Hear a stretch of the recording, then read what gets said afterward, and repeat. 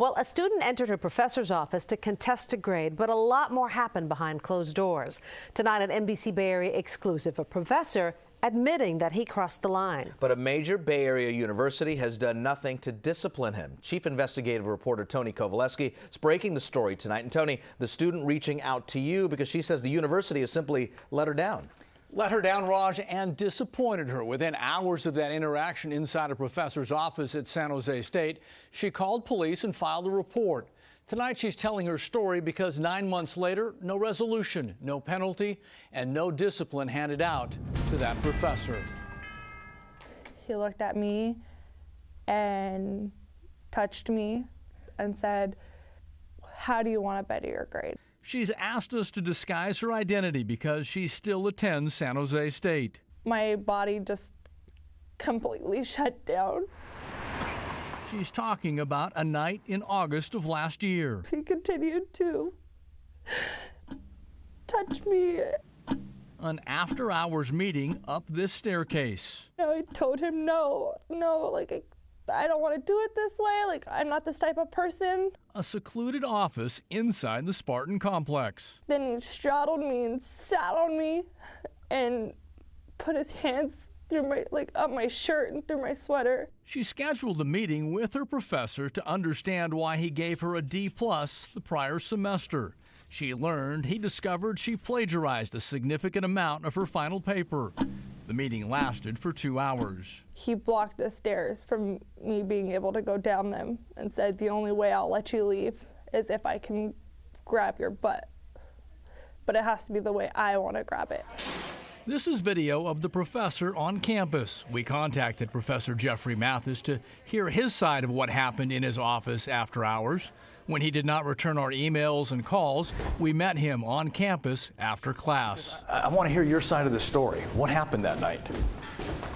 Did you make a mistake? Well, unfortunately, because of what I was told by both HR and SJ, the PD here, I'm actually not allowed to talk about it. So. He did not acknowledge making a mistake in front of our camera, but he did in this email. Written to the student the day after the meeting, the first sentence reads, "I've been thinking about last night, and I have come to the conclusion that I made a terrible mistake in how I handled that situation." Email to her said, you came to the conclusion you made a terrible mistake. Right. Did you? Mr. Mathis did talk with university police at San Jose State. The day after the meeting in his office, his former student filed this incident report. Mathis was under investigation for false imprisonment and sexual battery. He denied any criminal wrongdoing. At the conclusion of the investigation, no charges were filed. Everything that professor said in there was a lie.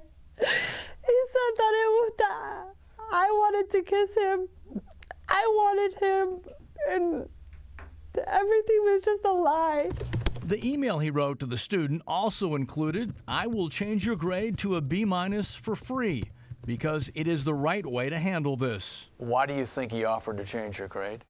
Because he knew what he did was wrong. The student wants to know if you were disciplined. Perhaps other students should know. Can you tell us if you were disciplined? I cannot. I was told specifically not to talk about it. San Jose State declined a request for an interview, but through its spokesperson confirmed there was no formal disciplinary hearing, and the university did not discipline Professor Mathis.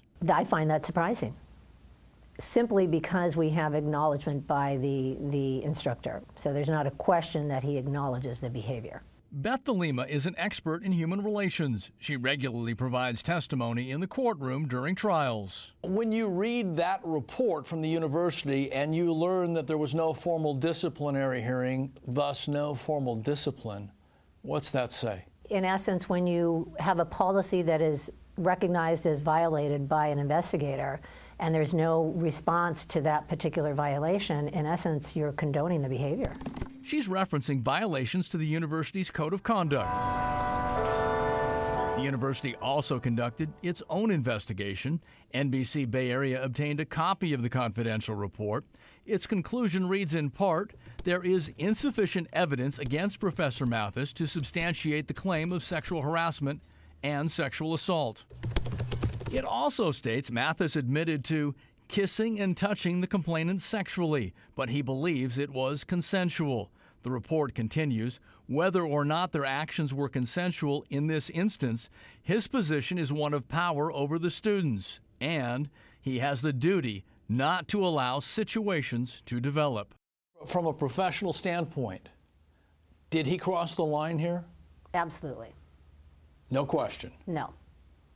Why? Because he had power over the grade.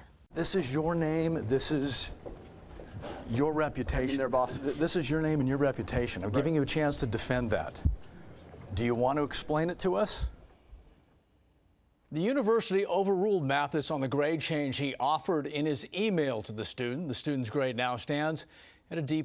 San Jose State was provided several opportunities to explain its decision. At one point, an interview was scheduled, but the university later backed out. We still don't know why the university has elected to do nothing, essentially condoning what happened. Raj?